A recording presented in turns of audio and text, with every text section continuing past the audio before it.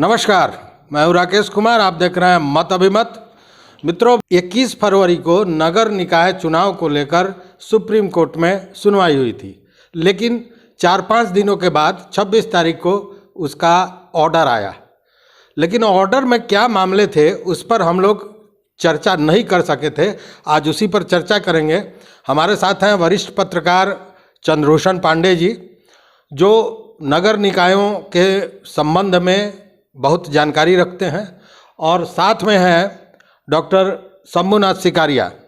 आपको याद होगा, इन्होंने भी मामले दायर किए थे नगर निकाय चुनाव को लेकर, और कानूनी जानकार भी हैं, इस पर नज़र बनाए हुए हैं। तो आइए इसी पर आज बात करते हैं। सबसे पहले सर, आप लोगों का बहुत बहुत स्वागत। हाँ, धन्यवाद जी सर, स्वागत है आपका। धन्यवाद। बहुत दिनों बाद भेंट हो रही है।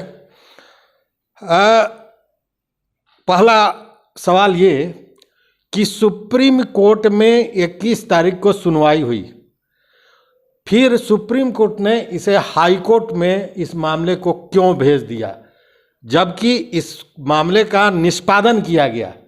लोगों ने उस समय ये कहा कि इसको रद्द कर दिया गया, डिसमिस कर दिया गया, लेकिन डिसमिस का मामला नहीं था, निष्पादित था ये मामला, और तब हाई कोर्ट में भेजा गया। आखिर क्यों?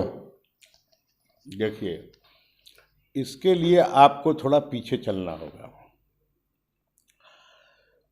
शुरू में एक याचिका दायर हुई हाई कोर्ट में, जिसमें यह हुआ कि ट्रिपल टेस्ट के आलोक में चुनाव नहीं हो रहा है। तो हाई कोर्ट में उसकी सुनवाई हो रही थी, चुनाव का डेट डिक्लेयर हो गया, तो पार्टी गई सुप्रीम कोर्ट। सुप्रीम कोर्ट ने कहा हाई कोर्ट को कि इतना दिन के अंतर्गत आप जो सुप्रीम कोर्ट का पूर्व का फलाने का ऑर्डर है कि ट्रिपल टेस्ट के बाद ही चुनाव होंगे, उस पर आप आदेश पारित करिए जांच उपरांत। हाई कोर्ट ने रात में भी हियरिंग करके और यह निष्पादित किया केस को कि साहब कि ट्रिपल टेस्ट का अनुपालन सुनिश्चित होने पर ही चुनाव होंगे आरक्षण के उद्देश्य से। ऐसे में अगर सरकार चुनाव इंडिपेंडेंट कराना चाहती है तो स्वतंत्र है, करावे। सरकार ने वोट बैंक के माध्यम से होने वाले प्रॉब्लम को देखते हुए उस चुनाव को रद्द कर दिया और एक पिटीशन दिया, रिव्यू पिटीशन हाई कोर्ट में, परंतु उसको भी वापस ले लिया और एक एफिडेविट दे दिया कि हम जो है सो ट्रिपल टेस्ट कराने के बाद ही चुनाव कराएंगे। बात खत्म हो गई। सरकार ने ट्रिपल टेस्ट के लिए जो पुराना कमीशन था आयोग, उसी को डेडिकेटेड आयोग घोषित कर दिया। संविधान के मुताबिक नया आयोग का गठन होना था, और उस आयोग में जो कैटेगरिया है कि कौन कौन मेंबर होंगे, इन सब चीज़ की कमी त्रुटियों के कारण अपीलांट जो है फिर पिटीशन दायर किया हाई कोर्ट में। हाई कोर्ट ने उस पर नहीं सुना, फिर वो गया सुप्रीम कोर्ट। तो सुप्रीम कोर्ट में जो भी मटेरियल था उसको दिया गया, तो सुप्रीम कोर्ट ने प्रथम दृष्टया में ही कह दिया कि साहब जो है यह डेडिकेटेड कमीशन नहीं है, और इसकी सुनवाई 21 तारीख को जनवरी महीने में, शायद वही तारीख थी, फिक्स कर दी 20 तारीख को। इसके बाद सुप्रीम कोर्ट में जब यह हो गया कि यह डेडिकेटेड कमीशन नहीं है, तो आकर के हाई कोर्ट में पहले सरकार को इन्होंने रिप्रेजेंटेशन दिया कि चुनाव को रोकिए, नहीं माना तो हाई कोर्ट में पिटीशन दिया। हाई कोर्ट ने यह कह के डिस्पोजल कर दिया कि साहब already supreme court pass this order, तब उसमें हम क्या व्यू लें। उसको अपने ढंग से उसने उसकी मतलब जो है डिस्पोजल कर दिया। ये लोग फिर भाग के गए सुप्रीम कोर्ट 5 तारीख को कि साहब जो है सो कि चुनाव की डेट डिक्लेयर्ड हो गई है, परंतु जो है सो हाई कोर्ट जो है सो भी नहीं रोक रहा है, चुनाव आयोग भी नहीं रोक रहे हैं। तब सुप्रीम कोर्ट ने कहा कि हम निर्धारित तिथि पर ही चुनाव सुनेंगे। यदि समझ में नहीं आता है किसी को, तो चुनाव रद्द करना तो मेरे हाथ में है। यह वर्बल बात थी और सुनवाई की तिथि पर ही जो है सो मामला चला गया, चुनाव हो गया। सुनवाई की तिथि आई उस दिन, तो अब बिहार सरकार ने जो है समय लेकर के इसको लिंगर करना चाहा। चूँकि सर्वोच्च न्यायालय के अंतर्गत भाई दोनों पक्षों को समय मिलना यह एक न्यायिक व्यवस्था थी। उस न्यायिक व्यवस्था में सुप्रीम कोर्ट ने समय दिया, फिर दोबारा इन्होंने टाइम पिटिशन दिया इसको लिंगर करने, तो सुप्रीम कोर्ट में उसमें क्लॉज लगा दिया कि अब जो भी आपको कहना हो कह दीजिए, इस डेट पर सुनवाई होगी, यह अंतिम तिथि है। और उस डेट पर सुनवाई हुई। सुनवाई हो करके सुप्रीम कोर्ट ने जो हाई कोर्ट को भेजा, उसके पीछे मतलब जो अब क्या मंसूबा है, चूँकि देखिए न्यायालय सर्वोपरि है, उस पर कोई कमेंट ये नहीं है, पर हम लोगों का जो मानना है कि सुप्रीम कोर्ट के आदेश को इलेक्शन कमीशन ने नहीं माना। सुप्रीम कोर्ट के आदेश पर हाई कोर्ट ने चुनाव नहीं रोका, इसलिए सुप्रीम कोर्ट ने हाई कोर्ट को यह आदेश दे दिया कि 4 महीने के अंदर आप जो है यह सुनवाई करें कि यह जो है सो डेडिकेटेड कमीशन है कि नहीं, अन्य बिंदु पर ट्रिपल टेस्ट की प्रक्रिया पूरी हुई कि नहीं। अब सुप्रीम कोर्ट ने हाई कोर्ट को इसीलिए दे दिया कि उस वक़्त इन्होंने सुनवाई की नहीं की, क्या कारण था, सरकार इस पर मानी नहीं मानी, क्यों नहीं मानी, तो वहाँ भेज दिया। अब समस्या सामने, देखिए आप पूरी कहानी कह गए। मैंने ये पूछा कि जब सुप्रीम कोर्ट ने ये कह दिया कि इसे डेडिकेटेड कमीशन के रूप में नोटिफाई नहीं किया जा सकता है, और ये 28 नवंबर की बात है, 30 तारीख को बाज़ाब्ता अधिसूचना जारी हो जाती है। अधिसूचना तो पूर्व में ही जारी थी, मतलब फिर चुनाव की तिथि जारी हो जाती है। तो जब मेरा ये कहना है कि जब ऑलरेडी सुप्रीम कोर्ट ने उसे डेडिकेटेड कमीशन मानने से इनकार कर दिया था, तो जिस दिन 21 फरवरी को सुनवाई हुई, उस दिन सुप्रीम कोर्ट को क्या सीधे इसको निरस्त नहीं किया जा सकता था? क्योंकि आप ही ने फैसला दिया है, कोई दूसरा फैसला तो दिया नहीं है।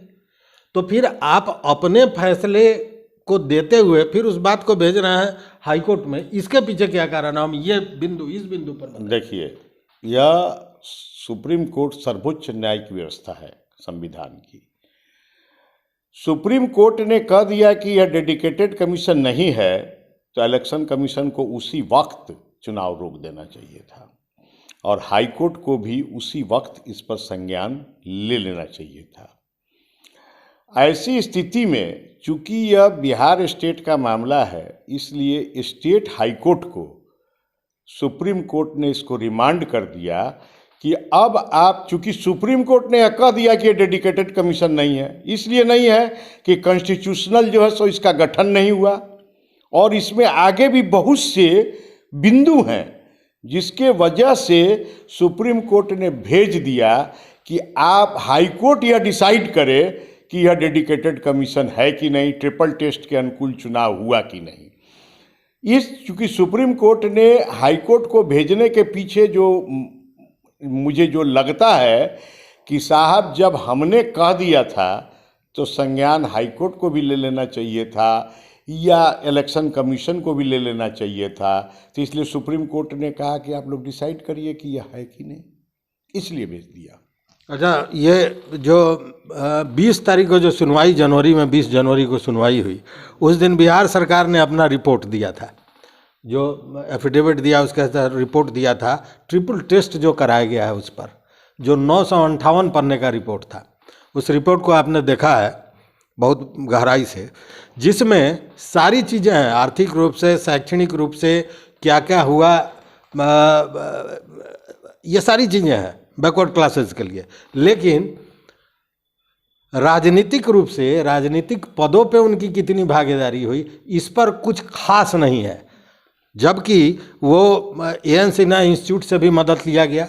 अब आप देखा जाए कि यही मामला सेम यूपी में हुआ, तो यूपी सरकार ने एक नया डेडिकेटेड कमीशन बनाया और कहा कि 3 महीने से अंदर तो हो ही नहीं सकता है इसका सर्वे, इसलिए 3 महीने का समय उसको दिया गया।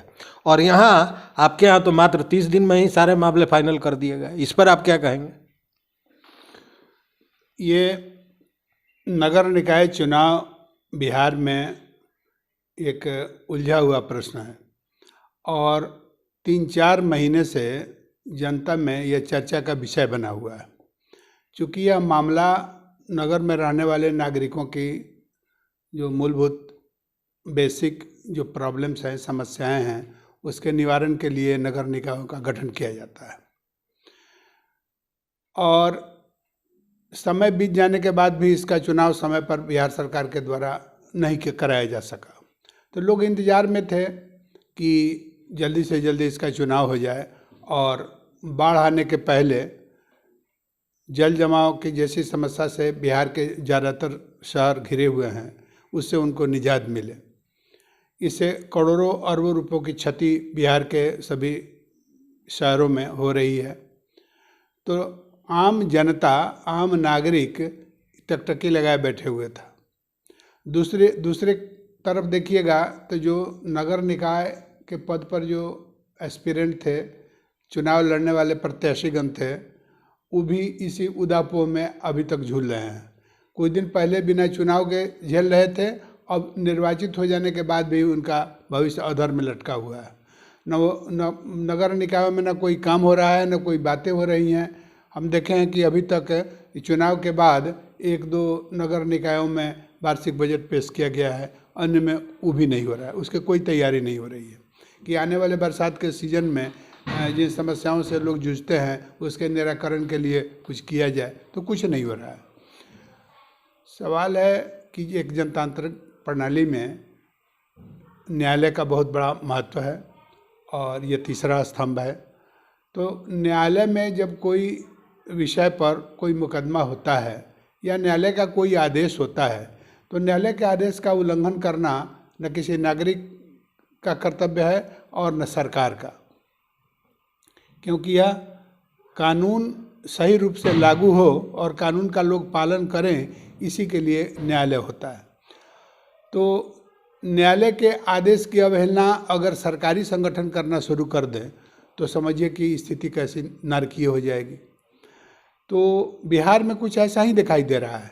जब सुप्रीम कोर्ट ने आदेश कर दिया कि अति पिछड़ी जातियों के लिए एक विशेष डेडिकेटेड समर्पित एक आयोग बने और उस आयोग में ये ट्रिपल टेस्ट जो शब्द है उसमें उसके चेयरमैन कौन हो, उसके सदस्य की क्वालिफिकेशन क्या हो, वैसे लोगों की एक डेडिकेटेड कमेटी बनाई या कमीशन बनाया जाए और वो जांच करें कि किन उपेक्षित अति पिछड़ी जातियों को राजनीतिक पद प्राप्त नहीं हुआ था, उसकी सूची को उपलब्ध कराया जाए ताकि उनके लिए आरक्षण किया जाए और उनको यह बेनिफिट मिले।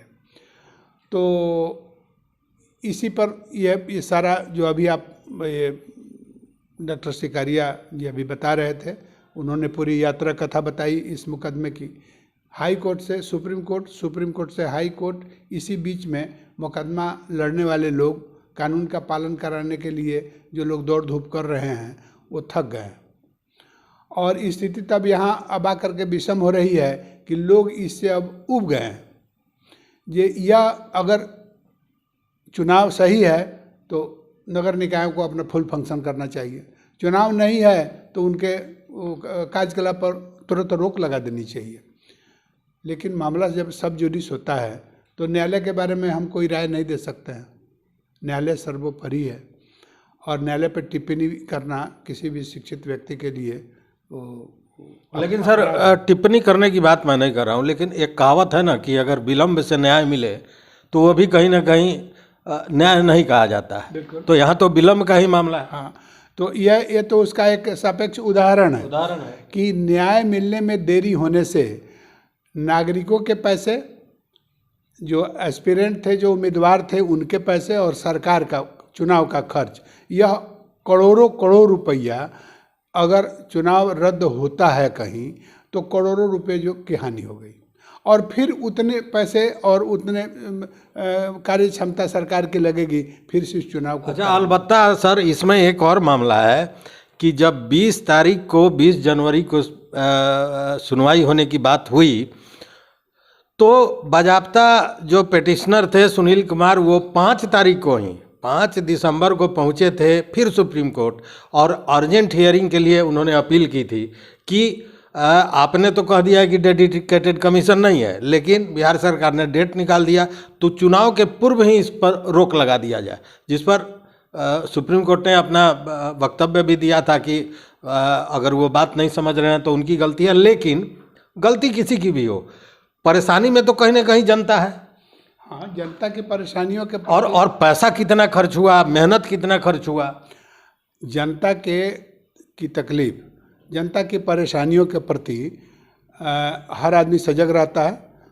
तो जो सजग नागरिक है इन बातों को तो उठाएगा, लेकिन दूसरी तरफ कोर्ट के इस झमेले में, हाई कोर्ट और सुप्रीम कोर्ट के कार्यकलाप के बारे में, ये सबसे बड़ी संस्था जो है, सर्वोच्च संस्था सुप्रीम कोर्ट ही इस कार्य को देख सकती है कि अगर एक यह मुकदमा शुरू हुआ और इसका अंत आज नहीं तो कल होगा, इस बीच में कैसी परेशानियों को लोगों ने झेला, यह जो है एक दृष्टांत है। और ये एक मैंने सब शोध का विषय है कि एक आदमी जब केस करने जाता है समाज में कानून के गड़बड़ियों को लेकर के, तो वह सोचता है कि इसका निराकरण बहुत जल्दी होगा, जो कागज़ पर लड़ना है, इसमें कोई गवाही साखी की ज़रूरत नहीं है।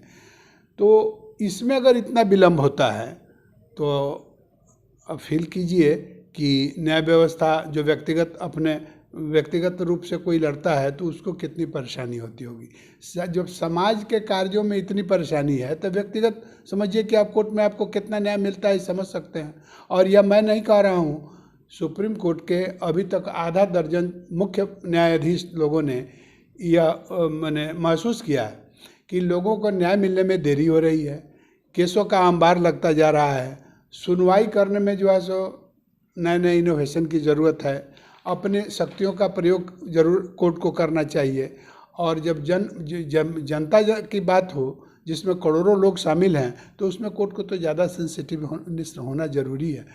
और जो विद्वान न्यायाधीश लोग हैं और वो लोग बराबर अपना कोई ना कोई अच्छा काम करते हैं, एक नई उपलब्धि देश के सामने रखते रहे हैं अपने जजमेंट से। तो हम उम्मीद करते हैं कि हाई कोर्ट और सुप्रीम कोर्ट इस पर विचार करके इस केस का निष्पादन जल्द से जल्द कर दे और जनता को सुविधा मुहैया करने के लिए समय दे नगर निकायों को। सर, अब आपसे एक प्रश्न। 28 नवंबर को सुप्रीम कोर्ट कहती है कि डेडिकेटेड कमीशन नहीं है। 5 दिसंबर को सुनील कुमार जो पिटिशन करता है वो पहुंच जाते हैं फिर सुप्रीम कोर्ट, और अर्जेंट हियरिंग के लिए वो अपील करते हैं कि ऐसे ऐसे चुनाव हो रहा है। जो प्रक्रिया सुप्रीम कोर्ट ने 21 फरवरी को की है, क्या उस दिन वो इस चीज़ को हाई कोर्ट नहीं भेज सकती थी कि आप इसको देखिए? देखिए, क्या है कि न्यायालय को दोनों पक्ष को सुनना है। प्रथम दृष्टया में क्या हाईकोर्ट भी तो दोनों पक्ष को सुनता?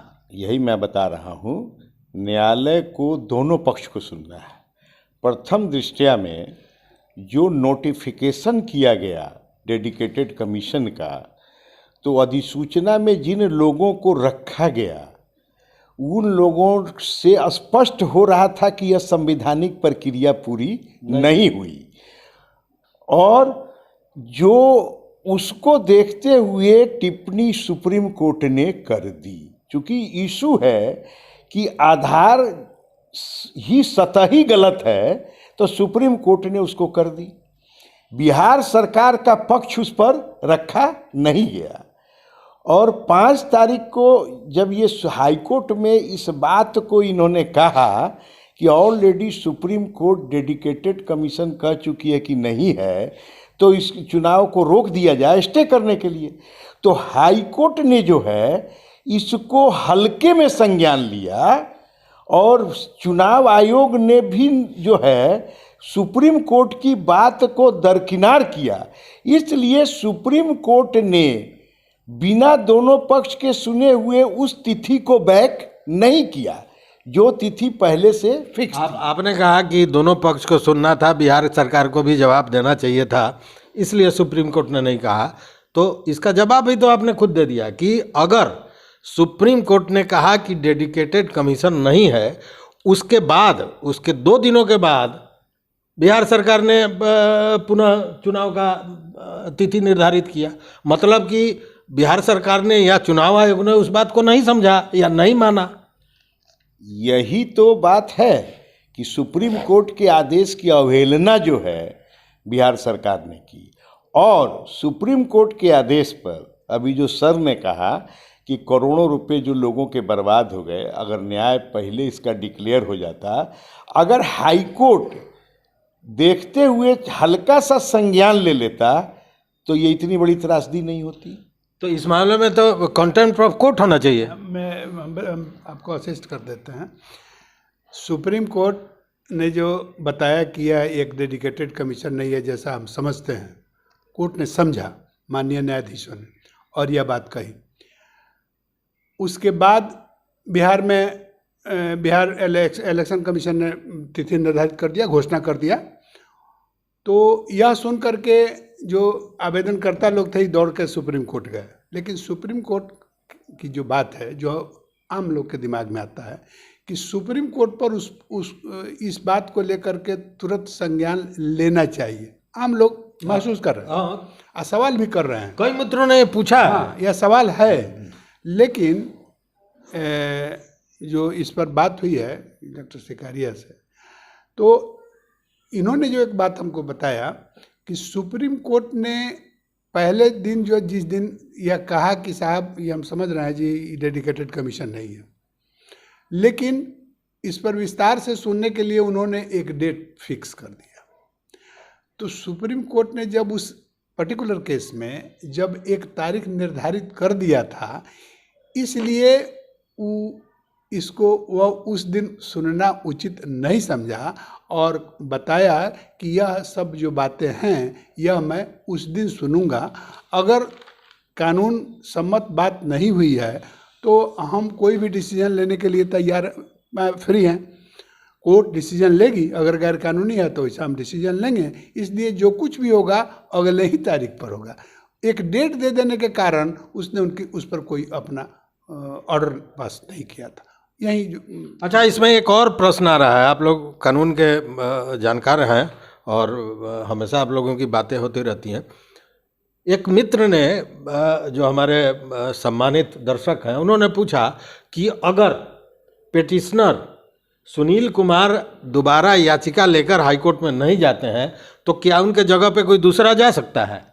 एकदम जा सकता है, एकदम जा सकता है। मतलब कि वो सुप्रीम कोर्ट ने फ्री कर दिया है कि अभी आप इस तरह की याचिका लेके जा सकते हैं। हाईकोर्ट को सुनवाई करनी है, हाईकोर्ट को सुनवाई करनी। हाँ, और अगर आप हाईकोर्ट के आदेश से संतुष्ट नहीं है तो वापस सुप्रीम कोर्ट। ये तो सुप्रीम कोर्ट ने कहा है, लेकिन मेरा ये जानना था कि ये आदेश केवल सुनील कुमार जो याचिका करता है उनके लिए है कि या सभी लोगों के लिए, कोई भी जा सकता है? सुप्रीम कोर्ट का आदेश बिहार में हुए निकाय चुनाव की योग्यता और अयोग्यता के ऊपर में है, किसी खास पर्सनल किसी इशू का नहीं है। यह हर आदमी, हर मानस इसमें जा सकता है और कितने लोग उसमें पार्टी बने भी हैं जिनको एक साथ सुप्रीम कोर्ट ने डिस्पोजल किया है। इसलिए सभी लोग स्वतंत्र हैं उसमें अपनी बात को रखने के लिए। तो अब तो देखना यह है कि 4 महीने का समय है, याचिकाकर्ता कब याचिका देते हैं जिसकी तैयारी चल रही है, जो मुझे जानकारी है। जैसे याचिका जाएगा उसके 4 महीने के अंदर में इन लोगों को अपना फैसला सुनाना है। फैसला जो भी हो, क्योंकि फैसले पे हम लोग कोई कमेंट नहीं कर सकते हैं। अगर रद्द हो गया तो ये जो तमाम खर्चे हुए हैं, तमाम मेहनत, ह्यूमन रिसोर्सेज लगा है, इसके लिए जिम्मेवार किसको मानते हैं? कौन है? देखिए, यह आप देखेंगे कि भारत जैसे देश में केंद्र सरकार के अपना दायरा है, राज्य सरकार जिसको प्रदेश कहा जाता है उसका अपना दायरा है। तो ये भारत सरकार या राज्य सरकार, इन सरकारों की बात जब हम सुनते हैं तो ये लोग बार बार सरकार के प्रमुख यानी प्रधानमंत्री जी या मुख्यमंत्री जी, ग्राम विकास मंत्री, ये लोग बार बार संकल्प लेते हैं, बयान जारी करते हैं कि ग्राम पंचायत से लेकर के ये पंचायत क्या कहते हैं, नगर पंचायत, नगर निगम, नगर पालिका, ये जिला परिषद, ये जितने भी स्वशासी निकाय हैं गांव से लेकर के शहरों तक, इन निकायों को वे मजबूत करने, इसको इम्पावर्ड करने और इसे पूर्ण रूप से एक सरकार की तरफ फंक्शन कराने के लिए वो लोग बराबर कटिबद्ध होते दिखते हैं। इसका दूसरा मतलब यह हुआ कि गांव में बसने वाले आम लोग, शहरों में बसने वाले आम लोगों के हर तरह की सुविधा और हर बेसिक आवश्यकता की पूर्ति करने के लिए सरकार से अलग यह एक संगठन बनाया जाता है। और कहा जाता है कि गांधी जी का यही सपना था कि ये सब नगर पंचायत हो, ग्राम सरकार हो, नगर सरकार हो और पावर जो है वह बटे, सरकार में ही सभी पावर निहित नहीं हो। लेकिन जो प्रक्रिया स्वतंत्रता प्राप्ति के बाद से भारत में स्वशासी निकायों के लिए, शहरी निकायों के लिए, ग्रामीण निकायों के लिए जो चल रही है, उससे कहीं यह नहीं लगता है कि सत्ता का विकेंद्रीकरण हुआ है। सत्ता का विकेंद्रीकरण सरकार होने नहीं देना चाहती है, यह तो स्पष्ट है। और यह एलिगेशन नहीं है, यह पूर्ण सच्चाई है कि सरकार के मुख्यमंत्री, सरकार के ये मंत्रीगण, सरकार के वरिष्ठ IAS पदाधिकारी यह नहीं चाहते हैं कि यह पावर सेक्रेटेरिएट से घसक करके ग्राम पंचायतों में आवे, नगर निगमों में आवे। और दूसरी तरफ ग्राम पंचायत के मुखिया, जिला परिषद के चेयरमैन, शहर नगर निगम, नगर परिषद, नगर पंचायत, ये सब के जो प्रमुख चेयरमैन, प्रेसिडेंट, जितना भी पद बनाया गया है अलग अलग, ये लोग अपने में कोई सुधार नहीं कर रहे हैं। जो निधि मिल रही है डेवलपमेंट के लिए गांव के, शहरों के, ये लोग खाना पूर्ति करके ज़्यादा से ज़्यादा पैसा को खा जा रहे हैं, लूट रहे हैं, जनता के नाम पर लूट रहे हैं और जनता को टैक्सेशन कर रहे हैं। तो इसकी उपेक्षा एक तरह से नहीं होकर के 3 तरह से इसकी उपेक्षा हो रही है कि जो सरकार चाहती है, जो सरकार संकल्प लेती है, वो अभी पूरा नहीं हो रहा है। दूसरी तरफ इन संस्थाओं का गठन करके नागरिकों पर टैक्स का बोझ लादा जा रहा है। जो बेसिक उनकी समस्याएं हैं उसका निदान नहीं हो रहा है। और चौथा, यह अब इलेक्शन का झमेला है जो सरकार सुप्रीम कोर्ट के आदेश को खुद नहीं मान रही है। और यह एक इतिहास हो जाएगा बाद में। हाई कोर्ट का जजमेंट, सुप्रीम कोर्ट का जजमेंट, जो कुछ हो रहा है, इसके निर्णय हो जाने के बाद में यह कानून में एक एग्जाम्पल होगा कि ये लोग सरकारी, ये सुप्रीम कोर्ट, सर्वोच्च न्यायालय के आदेश को, हाई कोर्ट के आदेश को सरकार के पदाधिकारी, सरकार का निकाय, कमीशन कैसे अवहेलना कर रहा है और उसके लिए जनता प्रताड़ित हो रही है। जनता प्रताड़ित हो रही है, कोई काम नहीं हो रहा है। और आपने बहुत बिल्कुल सही कहा कि सरकार कभी नहीं चाहती है कि अपनी शक्ति को वो दूसरे जगह दे, शक्ति को हस्तांतरित करे, ये चाहती ही नहीं है। लेकिन एक बड़ा छोटा सा प्रश्न, हाँ ना में जवाब, आप ये जो कमीशन बना था, डेडिकेटेड कमीशन, उसको डेडिकेटेड कमीशन मानते हैं? 5 बिंदु का जवाब बिहार सरकार के पास ना हाई कोर्ट में जाए होगा और ना सुप्रीम कोर्ट में था। पहला बिंदु, ट्रिपल टेस्ट की प्रक्रिया, उसके अंदर स्पष्ट है कि डोर टू डोर जाकर ट्रिपल टेस्ट करना है और उसमें यह देखना है कि कौन सा व्यक्ति जो है जिसको राजनीति में अभी तक स्थान किस जाति को नहीं मिला है। इनके द्वारा जो ट्रिपल टेस्ट की प्रक्रिया कराई गई वो क्या थी? एग्जाम्पल, एम्पुल के रूप में सैंपल लेकर के, पहली बात। दूसरा, जो डेडिकेटेड कमीशन गठन करना था इसके लिए, उसमें जो संवैधानिक प्रक्रिया है उसको पूरा नहीं किया गया, क्योंकि उसके जो जिन लोगों को नियुक्त करना था वो नहीं हुए, और जो पुराना कमीशन था उसी को इन्होंने, जो डेड था उसको इन्होंने बहाल कर दिया। तीसरा, इनके पास इसका जवाब नहीं है। इस पर एक सर बिंदु बड़ा महत्वपूर्ण है। पहले हमारा मैं बता रहा हूँ, उस बात को भी समझिए।